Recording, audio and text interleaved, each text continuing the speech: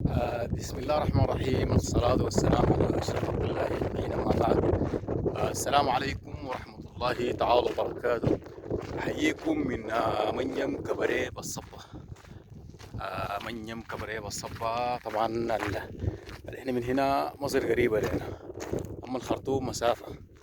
فنسأل الله السلامة وربنا يحفظنا ويحفظكم إن شاء الله، ونتمنى إنه البلد تتصلح وترجع أفضل من أول، والناس نزحت من بيوتها إذا كان في الولايات، إذا كان في دول الجوار، إنه تجي إن شاء الله وتلقى البلد تتعمر في الزمن ده، والأوضاع تروق والناس تصفي النهاية يا جماعة. نحن والله العظيم بس الحرب اللي هي جابتنا المحل ده، لكن عمرنا ما جينا الذهب ولا عندنا شغله بالذهب، لكن بقينا مجبورين وما في حاجه هناك.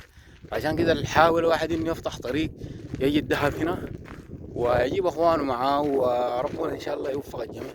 فطبعا عندي حاجه مهمه، يعني انت قدر ما لقيت شغل ولقيت في فرصه عمل فارغه، حاول انه دخل فيها زول، حاول انه دخل فيها زول عشان يجوا يشتغلوا ويحسنوا وضعه يعني.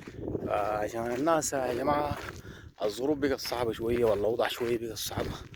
فأنا شايف إنه تساعد أخوك بقدر المستطاع في الحاجة اللي أنت بتقدر عليها.